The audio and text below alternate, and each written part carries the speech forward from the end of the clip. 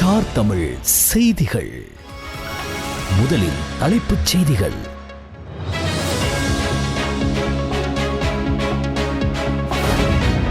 பொசன் பண்டிகையை முன்னிட்டு அனுராதபுரத்திலிருந்து மீந்தலை வரை 35 இலவச ரயில் சேவைகள்.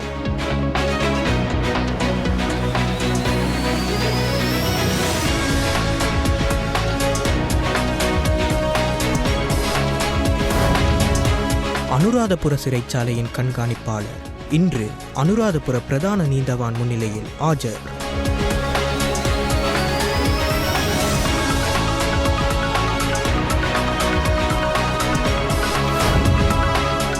முன்னாள் பாராளுமன்ற உறுப்பினர் உதய கம்மன்பில இன்று காலை குற்றப்புலனாய்வு திணைக்களத்தில் முன்னிலையாகினார்.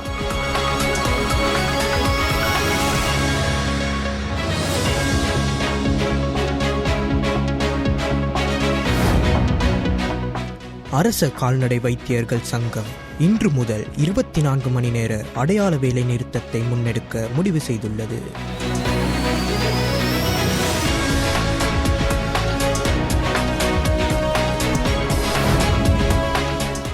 சிறை தண்டனையை எதிர்த்து மைந்தானந்த உயர் நீதிமன்றத்தில் மனு தாக்கல்.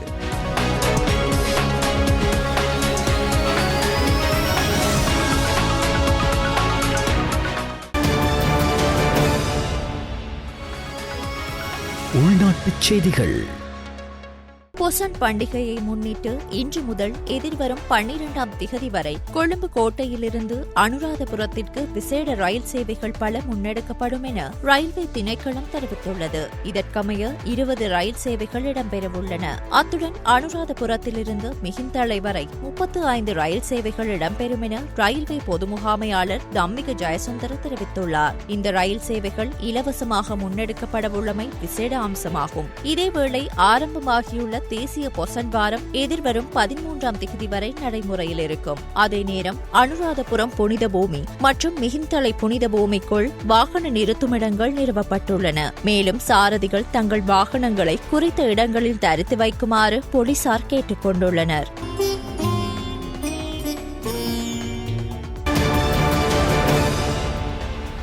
அனுராதபுரம் சிறைச்சாலை கண்காணிப்பாளர் குற்றப்புலனாய்வு துறையினரால் கைது செய்யப்பட்டார். ஜனாதிபதியின் பொது மன்னிப்பை சட்டவிரோதமாக பயன்படுத்தி ஏனைய கைதிகளை விடுவித்தது தொடர்பான விசாரணை தொடர்பாக இந்த கைது இடம்பெற்றுள்ளது. 4 மில்லியன் ரூபாவை மோசடி செய்து தவறாக பயன்படுத்திய குற்றச்சாட்டில் அனுராதபுரம் மேல் நீதிமன்றத்தால் குற்றவாளி என நிரூபிக்கப்பட்டு சிறை தண்டனை விதிக்கப்பட்ட ஒரு பிரதிவாதியை விடுவிக்க உதவிய குற்றச்சாட்டில் இவர் கைது செய்யப்பட்டுள்ளார். சம்பந்தப்பட்ட கைதி ஜனாதிபதி பொது மன்னிப்பின் கீழ் விடுவிக்கப்பட்டுள்ளதாக சம்பந்தப்பட்ட அத்தியட்சகர் வடமத்திய மாகாண மேல் நீதிமன்ற நீதிபதிக்கு எழுத்துப்பூர்வமாக அறிவித்துள்ளார். அதன்படி நீதிமன்றத்தால் குற்றவாளி என நிரூபிக்கப்பட்டு தண்டனை விதிக்கப்பட்ட WM அதுல திலகரத்ன என்ற பிரதிவாதி மே 12ஆம் திகதி வந்த வெசாக் பௌர்ணமி நாளில் ஜனாதிபதியின் பொது மன்னிப்பின் கீழ் விடுவிக்கப்பட்டதாக கூறப்படுகிறது. சிறைச்சாலை அத்தியட்சகரின் அறிக்கைகளை கருத்தில் கொண்டு வடமத்திய மாகாண மேல் நீதிமன்ற நீதிபதி லக்மாலி ஹேவாவசம் சம்பந்தப்பட்ட குற்றவாளிகளை விடுதலை செய்ய உத்தரவிட்டுள்ளார். கைது செய்யப்பட்ட சந்தேக நபரான அனுராதபுரம் சிறைச்சாலையின் கண்காணிப்பாளர் இன்று அனுராதபுரம் பிரதான நீதவான் முன்னிலையில் ஆஜர்படுத்தப்பட்டார்.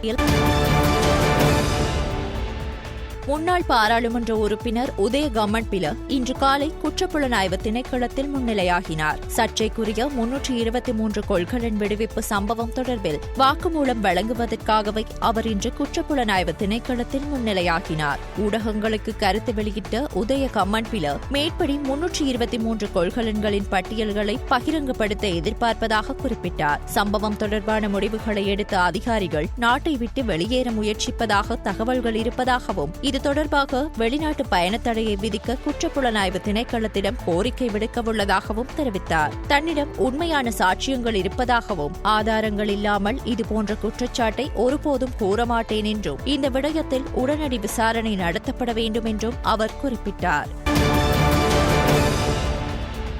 அரசு கால்நடை மருத்துவர்கள் சங்கம் இன்று அடையாள வேலைநிறுத்த போராட்டத்தை ஆரம்பித்துள்ளது. அரசு கால்நடை வைத்தியர்களுக்கான தனி சேவை அரசியலமைப்பை அமுல்படுத்த முயற்சிகள் மேற்கொள்ளப்பட்ட போதிலும் அதை தொடங்க தவறியது உள்ளிட்ட பல கோரிக்கைகளை அடிப்படையாக கொண்டு இன்று காலை 6 மணிக்கு இந்த வேலைநிறுத்தம் ஆரம்பமானது. அதன் தலைவர் வைத்தியர் உப்புல் ரஞ்சித் குமார் இது அனைத்து அரசு கால்நடை அலுவலகங்களின் பணிகளுக்கு இடையூறு விளைவிக்கும் என தெரிவித்தார். உயர்நீதிமன்றம் 20 வருட கடூழிய சிறை தண்டனை விதித்ததை எதிர்த்து முன்னாள் அமைச்சர் மஹிந்தானந்த அழுத்கமையை சட்டத்தரணிகளூடாக உயர்நீதிமன்றில் மேன்முறையீட்டு மனுவை தாக்கல் செய்துள்ளார். கடந்த 2015ஆம் ஆண்டு நடைபெற்ற ஜனாதிபதி தேர்தலின் போது சதச ஊடாக 14,000 கேரம் பலகைகளை கொள்வனவு செய்ததன் மூலம் 53 மில்லியன் ரூபாய் நஷ்டம் ஏற்பட்டதாக லஞ்ச ஊழல் ஆணைக்குழு குற்றம் சுமத்தியிருந்தது. அதற்கமைய குறித்த வழக்கு விசாரணையில் அவருக்கு 20 வருட கடூழிய சிறை தண்டனை விதித்து 3 அடங்கிய மேல் நீதிமன்ற நீதிபதிகள் குழாம் உத்தரவு பிறப்பித்திருந்தமை குறிப்பிடத்தக்கது. பயங்கரவாத தடுப்பு சட்டத்தின் கீழ் தடுத்து வைக்கப்பட்டுள்ள சக்தி வாய்ந்த போதைப்பொருள் கடத்தல்காரர் என கூறப்படும் குற்றம் சாட்டப்பட்ட நதுன் சிந்தக விக்ரமரத்ன எனப்படும் ஹரக்கட்டாவிடமிருந்து வாக்குமூலம் பெறுவதற்கு லஞ்ச ஒழிப்பு ஆணைக்குழுவுக்கு சந்தர்ப்பத்தை ஏற்படுத்திக் கொடுக்குமாறு கொழும்பு உயர்நீதிமன்றம் இன்று பயங்கரவாத விசாரணை பிரிவுக்கு உத்தரவிட்டது. ஹரக்கட்டா தொடர்பான வழக்கு இன்று கொழும்பு மேல் நீதிமன்ற நீதிபதி சுஜீவ நிசங்க முன்னிலையில் விசாரணைக்கு வந்தபோது லஞ்ச ஊழல் ஆணைக்குழுவினால் நடத்தப்படும் விசாரணை தொடர்பாக குற்றம் சாட்டப்பட்ட நதுன் சிந்தகவிடம் வாக்குமூலம் பதிவு செய்ய நீதிமன்றத்திடம் கோரிக்கை விடுக்கப்பட்டுள்ளதாக அரசு சட்டத்தரணி சஜித் பண்டார தெரிவித்தார். அதன்படி லஞ்ச ஊழல் ஆணைக்குழுவின் அதிகாரிகள் பிரதிவாதியிடமிருந்து வாக்குமூலம் பதிவு செய்வதற்கு வசதியாக உத்தரவு ஒன்றை பிறப்பிக்குமாறு அரசு சட்டத்தரணி நீதிமன்றத்திடம் கோரினார். கோரிக்கையை ஏற்றுக்கொண்ட மேல் நீதிமன்ற நீதிபதி சுஜீவ நிசங்க லஞ்ச ஊழல் ஆணைக்குழுவின் அதிகாரிகள் பிரதிவாதியிடமிருந்து வாக்குமூலம் பதிவு செய்வதற்கு வசதியாக பயங்கரவாத விசாரணை பிரிவுக்கு உத்தரவிட்டார். வாழைச்சேனை கடதாசி ஆலை தற்போது லாபம் ஈட்டி வருவதாக கைத்தொழில் மற்றும் தொழில் முயற்சி ஆண்மை அமைச்சர் சுனில் ஹந்துனெத்தி தெரிவித்துள்ளார். நிறுவனம் தனது பழைய கடன்களை அடைத்து புதிய உற்பத்தி இயந்திரத்தை வாங்க திட்டமிட்டுள்ளதாகவும் அவர் குறிப்பிட்டார். அமைச்சர் சுனில் ஹந்துனெத்தி தனது முகப்புத்தக கணக்கில் ஒரு பதிவில் இந்த விடயங்களை பதிவிட்டுள்ளார். அத்துடன் பாசிக்குடா நகரில் ஒரு சிறப்பு சுற்றுலா மையத்தை அமைக்கும் திட்டமும் இருப்பதாக அவர் மேலும் தெரிவித்துள்ளார். அதன்போது அருங்காட்சியகம், சாகச முகாம் தளம், புகைப்படம் எடுக்கும் மையம் மற்றும் புதிய சுற்றுலா வசதிகள் உள்ளிட்ட சுற்றுலா தொடர்பான பல்வேறு முயற்சிகள் இப்பகுதியில் உருவாக்கப்பட்டு வருவதாக அமைச்சர் கூறியுள்ளார். உயர் பதவிகளில் உள்ள போலீஸ் அதிகாரிகள் சிலருக்கு இடமாற்றம் மற்றும் நியமனங்கள் வழங்கப்பட்டுள்ளதாக போலீஸ் தலைமையகம் தெரிவித்துள்ளது. அதற்கமைய தேசிய போலீஸ் ஆணைக்குழுவின் அனுமதியுடன் இந்த நியமனங்கள் மற்றும் இடமாற்றங்கள் வழங்கப்பட்டுள்ளதாக தெரிவிக்கப்படுகிறது.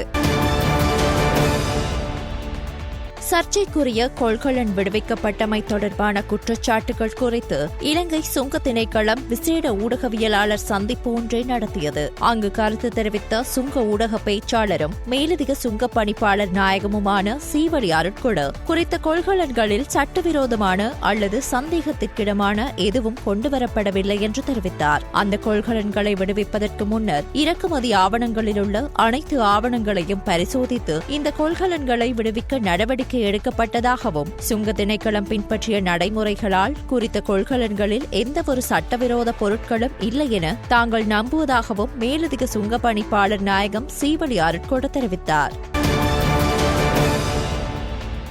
ரயில் கடவைகளில் ஏற்படும் விபத்துகளில் பெரும்பாலானவை பாதுகாப்பு முறைமைகள் கொண்ட ரயில் கடவைகளில் நிகழ்ந்துள்ளதாக கோப் குழுவில் தெரியவந்துள்ளது. அரசாங்க கணக்குகள் பற்றிய குழு அல்லது கோப் குழு முன்னிலையில் ரயில்வே திணைக்கள அதிகாரிகள் சமீபத்தில் அழைக்கப்பட்டபோது இந்த விடயம் தெரியவந்ததாக குறிப்பிடப்பட்டுள்ளது. அந்த குழுவின் உறுப்பினரான பாராளுமன்ற உறுப்பினர் சந்தன சூரிய பண்டார ரயில் கடவைகளில் ஏற்படும் விபத்துக்கள் தொடர்பாக ரயில்வே திணைக்கள அதிகாரிகளிடம் வினவியிருந்தார். அதற்கு பதிலளித்த ரயில்வே பொது முகாமையாளர் தம்மிக ஜெயசுந்தர நாட்டில் சுமார் 1200 பாதுகாப்பற்ற ரயில் கடவைகள் உள்ளதாக தெரிவித்தார். இதனிடையே இதன்போது கருத்து தெரிவித்த ரயில்வே திணைக்களத்தின் இயந்திரவியல் பிரிவின் மேலதிக பொது முகாமையாளர் கே ஹேவா விதாரண 5 புதிய ரயில் பெட்டி கட்டமைப்புகளை கொள்முதல் செய்ய அனுமதி கிடைத்துள்ளதாக கூறினார். அந்த ரயில் பெட்டிகள் அனைத்தும் 3ஆம் வகுப்பு குளிரூட்டப்பட்ட பெட்டிகளை கொண்டவை என கே ஹேவா விதாரண தெரிவித்தார். மொரட்டுவை பகுதியில் ரயில் விபத்தொன்றை தடுப்பதற்கு உதவிய அனுர சமந்த பெர்னாண்டோ மற்றும் ரயில் சாரதி பிதுர விதர்சன உள்ளிட்டோர் பாராட்டப்பட்டுள்ளனர். குறித்த பாராட்டு நிகழ்வு அமைச்சர் பிமல் ரத்நாயக்க தலைமையில் இடம்பெற்றது. பாணதுரை மொரட்டுவை ரயில் மார்க்கத்தின் தண்டவாளம் சேதமடைந்திருந்ததால் விபத்து ஏற்படுவதற்கு வாய்ப்பிருந்தது. சாகரிகா ரயில் குறித்த வழியாக வரவிருந்த நிலையில் இதனை அவதானித்த மொரட்டுவை பகுதியில் வசிக்கும் அனுர சமந்த பெர்னாண்டோ அது குறித்து அறிவித்ததனூடாக விபத்து இடம்பெறாமல் தடுக்கப்பட்டது. குறித்த ரயிலிற்கு பின்னராக போக்குவரத்தில் ஈடுபட்ட ரயிலின் சாரதி பிதுர விதர்சனவும் ரயில் விபத்தில் சிக்குவதை தடுப்பதற்கு தேவையான நடவடிக்கைகளை எடுத்திருந்தார். அவர்கள் இருவரினதும் செயற்பாடுகள் காரணமாக பாரிய ரயில் விபத்து தடுக்கப்பட்டது. இதனால் அவர்களின் செயலை பாராட்டும் வகையில் அமைச்சர் பிமல் ரத்நாயக்க தலைமையில் குறித்த நிகழ்வு ஏற்பாடு செய்யப்பட்டிருந்தது. காங்கேசன் துறை வரையிலான புகையிரத பொதிகள் சேவைகள் 35 ஆண்டுகளுக்கு பிறகு ஆரம்பித்து வைக்கப்பட்டுள்ளது. போக்குவரத்து, நெடுஞ்சாலைகள், துறைமுகங்கள் மற்றும் சிவில் விமான போக்குவரத்து அமைச்சர் பிமல் ரத்நாயக்க மற்றும் மின்சாரம், எரிசக்தி அமைச்சர் குமார ஜெயக்கொடி ஆகியோர் யாழ்ப்பாணத்திற்கு விஜயம் மேற்கொண்டு குறித்த சேவையை ஆரம்பித்து வைத்தனர். அதேவேளை புகையிரத நிலையத்தில் நூலகம் ஒன்றினையும் அங்குரார்ப்பணம் செய்து வைத்தனர். அதனைத் தொடர்ந்து புகையிரத நிலைய வளாகத்தில் மரக்கன்றுகளையும் நாட்டி வைத்தனர். நிகழ்வில் கடற்றொழில் அமைச்சர் ராமலிங்கம் சந்திரசேகர் மற்றும் தேசிய மக்கள் சக்தியின் நாடாளுமன்ற உறுப்பினர்களான கருணைநாதன் இளங்குமரன், சண்முகநாதன் ஜீவானந்தராஜா, ஜெயச்சந்திரமூர்த்தி ரஜீவன் ஆகியோரும் தேசிய மக்கள் சக்தியின் வடக்கு பிரதேச சபை உறுப்பினர்கள் என பலரும் கலந்து கொண்டனர். கம்பஹா மாவட்டத்தின் பல பகுதிகளில் புதன்கிழமை 10 மணி நேர நீர்வெட்டு அமல்படுத்தப்படும் என்று தேசிய நீர்வளங்கள் மற்றும் வடிகால் அமைப்பு சபை அறிவித்துள்ளது. இதன்படி பாலியகொட, வத்தல, ஜாயல மற்றும் கட்டுநாயக்க சீதுவ நகரசபை பகுதிகள் மற்றும் கெலனி, பியகம, மஹர, தொம்பே, கட்டான, மினுவாங்கொட மற்றும் கம்பஹா பிரதேச சபை பகுதிகளுக்கு புதன்கிழமை காலை 8:30 மணி முதல் மாலை 6:30 மணி வரை நீர் விநியோகம் தடைப்படும். பியகம நீர் சுத்திகரிப்பு நிலையத்தின் சூரிய மின்சக்தி மின்கட்டமைப்பை பிரதான மின்கட்டமைப்புடன் இணைப்பு அத்தியாவசிய பராமரிப்பு நடவடிக்கைகள் காரணமாக நீர்வெட்டு அமல்படுத்தப்படவுள்ளதாக குறிப்பிட்டுள்ளது. மாத்தறை சிறைச்சாலையில் போதுமான வசதிகள் இல்லாமையால் குறித்த சிறைச்சாலையை கொட்டாவில பகுதிக்கு மாற்றுவதற்கு உடனடி நடவடிக்கைகள் எடுக்கப்படும் என்று நீதி அமைச்சர் ஹர்ஷன நாணயக்கார தெரிவித்தார். கைதிகள் மற்றும் சிறைச்சாலை ஊழியர்கள் இருவரையும் பாதிக்கும் குறிப்பிடத்தக்க குறைபாடுகள் அவதானிக்கப்பட்ட நிலையில் மாத்தறை சிறைச்சாலைக்கு கள விஜயம் மேற்கொண்ட அமைச்சர் இதனை தெரிவித்தார். விஜயத்தை தொடர்ந்து பிரச்சினைகளை தீர்ப்பதற்காக அமைச்சர் தலைமையில் ஒரு சிறப்பு கலந்துரையாடல் நடைபெற்றது. அதன்போது அவர் மேலும் தெரிவிக்கையில் முழுமையாக செயற்படும் சிறைச்சாலையை தொடர்ந்து நடத்த தற்போதைய வளாகத்தில் போதுமான இடமில்லை. இதன் விளைவாக சிறைச்சாலை அதிகாரிகள், ஊழியர்கள் மற்றும் கைதிகள் கணிசமான சிரமங்களை எதிர்கொள்கின்றனர். அவசர தீர்வாக இந்த வசதியை கொட்டவில பகுதிக்கு மாற்றுவது குறித்து நாங்கள் விவாதித்தோம். மாத்தறை புதிய நீதிமன்ற வளாகம் அமைந்துள்ள கொட்டளவில் ஏற்கனவே ஒரு நிலம் ஒதுக்கப்பட்டுள்ளது.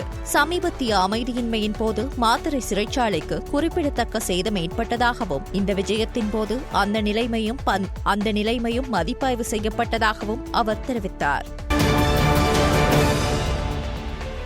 யாழ்ப்பாணம் காங்கேசன் துறையில் எரிபொருள் களஞ்சிய சாலை பணிகள் ஆரம்பிக்கப்படவுள்ள நிலையில் அதன் அங்குரார்ப்பண நிகழ்வுகள் இடம்பெற்றது. போக்குவரத்து, நெடுஞ்சாலைகள், துறைமுகங்கள் மற்றும் சிவில் விமான போக்குவரத்து அமைச்சர் பிமல் ரத்நாயக்க, மின்சாரம் மற்றும் எரிசக்தி அமைச்சர் குமார ஜெயக்கொடி ஆகியோர் யாழ்ப்பாணத்திற்கு வருகை தந்து சேவையை ஆரம்பித்து வைத்தனர். அதேவேளை யாழ்ப்பாணத்திற்கு புகையிரதத்தில் எரிபொருட்களை எடுத்து வருவதற்கான முயற்சிகளையும் விரைவில் எடுக்கவுள்ளதாக தெரிவிக்கப்படுகிறது. நிகழ்வில் கடற்றொழில் அமைச்சர் ராமலிங்கம் சந்திரசேகர், இலங்கை பெட்ரோலிய கூட்டுத்தாபனத்தின் தலைவர் ஜனக ராஜகருணா, தேசிய மக்கள் சக்தியின் யாழ் நாடாளுமன்ற உறுப்பினர்களான கருணைநாதன் இளங்குமரன், சண்முகநாதன் சிவவானந்தராஜா, ஜெயச்சந்திரமூர்த்தி ரஜீவன் ஆகியோரும் தேசிய மக்கள் சக்தியின் வடக்கு பிரதேச சபை உறுப்பினர்கள் என பலரும் கலந்து கொண்டனர்.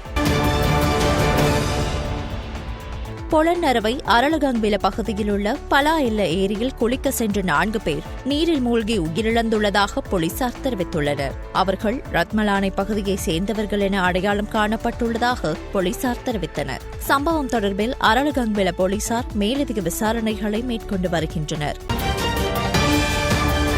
இடைவேளைக்கு பின்னர் செய்திகள் தொடரும். செய்திகள் தொடர்கின்றன. வெளிநாட்டு செய்திகள். அமெரிக்காவுக்கும் சீனாவுக்கும் இடையிலான வர்த்தக பேச்சுவார்த்தை பிரிட்டனில் லண்டன் நகரில் நடைபெறவுள்ளது. இந்த இரு பெரிய பொருளாதார பலமிக்க நாடுகளிடையேயான வர்த்தக போர் கடந்த சில ஆண்டுகளாக தீவிரமடைந்து காணப்படுகிறது. இந்த நிலையில் அமெரிக்க ஜனாதிபதியாக இரண்டாவது முறையாக ட்ரம்ப் பதவியேற்ற பிறகு சீனா உட்பட பல்வேறு நாடுகளிடையே வரி விதிப்புகளை மேற்கொண்டார். சீனா மீது 34% வரியை விதித்தார். இதனை அடுத்து அமெரிக்கா மீது சீனாவும் வரியை விதித்தது. இவ்வரி போரானது சீனா மீது அமெரிக்கா 145%, அமெரிக்கா மீது சீனா 125% வரியும் உயர்த்தும் அளவுக்கு சென்றது. இதனால் உலகளாவிய பங்கு சந்தைகள் வெகுவாக பாதிக்கப்பட்டன. இறுதியாக இரு நாடுகளும் 90 நாட்களுக்கு வரி விதிப்பை ஒத்திவைப்பதாக பரஸ்பர ஒப்பந்தம் மேற்கொண்டன. இதனைத் தொடர்ந்து இரு நாடுகளின் தலைவர்கள் சமரச பேச்சுவார்த்தையில் ஈடுபட முடிவு செய்தனர். இதன் ஒரு பகுதியாக அமெரிக்க ஜனாதிபதி ட்ரம்ப் சீன பிரதமர் ஜி ஜின்பிங் ஆகியோரை கடந்த வியாழக்கிழமை தொலைபேசி வழியே தொடர்பு கொண்டு பேசினார். இது தொடர்பாக ட்ரம்ப் கூறும்போது, எங்களிடையேயான உரையாடல் மிக நேர்மையாக நடந்து முடிந்தது என்றார். இந்த நிலையில் அமெரிக்க சீன அதிகாரிகள் லண்டனில் அடுத்த வாரம் வர்த்தக பேச்சுவார்த்தையில் ஈடுபடுவார்கள் எனவும் அவர் கூறினார். அமெரிக்க ஜனாதிபதி டொனால்டு டிரம்பின் கடுமையான நடவடிக்கையின் கீழ் அமெரிக்கா முழுவதும் சட்டவிரோத குடியேறிகளை அமெரிக்க குடிவரவு மற்றும் சுங்க அமலாக்க பிரிவு பரவலாக கைது செய்ய தொடங்கியுள்ளது. இந்த நடவடிக்கை பற்றிய செய்திகள் சமூக ஊடகங்களில் பரவியதால் பல்வேறு தரப்பினர் தங்கள் எதிர்ப்பை வெளிப்படுத்தினர். இது போராட்டக்காரர்களுக்கும் பாதுகாப்பு படையினருக்கும் இடையே மோதல்களில் முடிந்தது. இந்த மோதல்களின் போது ஆவணமற்ற 44 குடியேறிகளை பாதுகாப்பு படையினர் கைது செய்ததோடு போராட்டங்களை கட்டுப்படுத்த லாஸ் ஏஞ்சல்ஸ் போலீசார் கண்ணீர் புகை குண்டுகளை வீசியதாக கூறப்படுகிறது. இதேவேளை போராட்டக்காரர்கள் வாகனங்களுக்கு தீ வைத்ததாகவும் சொத்துக்களை அழித்ததாகவும் வெளிநாட்டு தகவல்கள் தெரிவிக்கின்றன. கொலம்பிய தலைநகர் பொகோட்டோவில் 6.3 ரிக்டர் அளவிலான சக்தி வாய்ந்த நிலநடுக்கம் பதிவாகியுள்ளது. இதனை அமெரிக்க புவியியல் ஆய்வு மையம் தெரிவித்துள்ளது. பொகோட்டோவிலிருந்து கிழக்கே சுமார் 170 கிலோமீட்டர் தொலைவில் உள்ள மத்திய கொலம்பியாவின் பராடேபுவேனா நகருக்கு அருகில் இந்த நிலநடுக்கம் ஏற்பட்டதாக ஆய்வு மையம் குறிப்பிட்டுள்ளது. அதன் மையப்பகுதி குறித்த பிரதேசத்தில் 10 கிலோமீட்டர் மைல் ஆழத்தில் இருந்ததாக தெரிவிக்கப்படுகிறது. நிலநடுக்கத்தின் காரணமாக கட்டிடங்கள் குலுங்கி சைரன்கள் ஒலித்ததால் மக்கள் பாதுகாப்பாக வீதிகளுக்கு இறங்கியுள்ளனர்.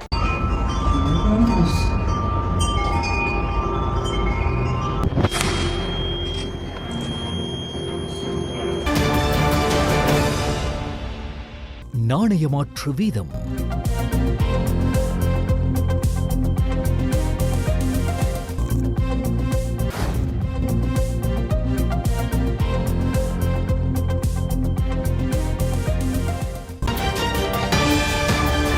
இடைவேளைக்கு பின்னர் செய்திகள் தொடரும்.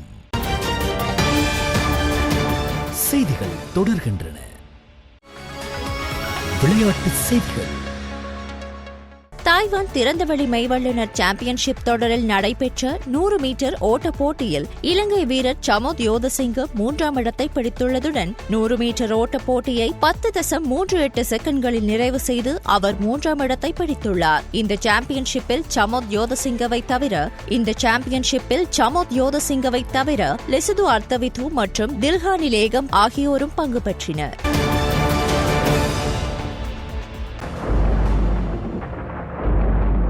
எதிர்வரும் 10ஆம் திகதி முதல் நாட்டின் தென்மேற்கு பகுதியில் மழை பெய்யும் என எதிர்பார்க்கப்படுவதோடு நாட்டை சூழவுள்ள கடற்பிராந்தியங்களில் அவ்வப்போது பலத்த காற்று வீசக்கூடும் என வளிமண்டலவியல் திணைக்களம் எதிர்வு கூறியுள்ளது. இது தொடர்பில் வளிமண்டலவியல் திணைக்களத்தால் வெளியிடப்படும் அறிக்கைகள் தொடர்பில் அவதானம் செலுத்துமாறும் அத்திணைக்களம் பொதுமக்களிடம் கேட்டுக் கொண்டுள்ளது.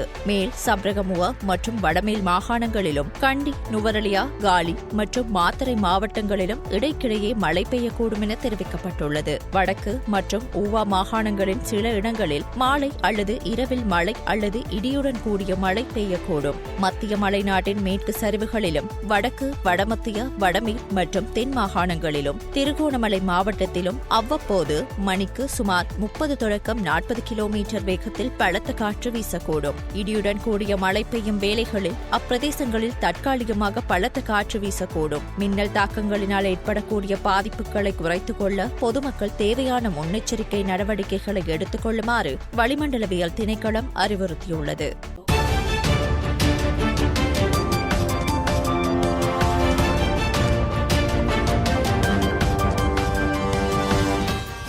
முத்தமிழ் செய்திகள் இத்துடன் நிறைவடைகின்றன. மீண்டும் எமது செய்திகள் நாளை இரவு 7 மணிக்கு ஒளிபரப்பாகும்.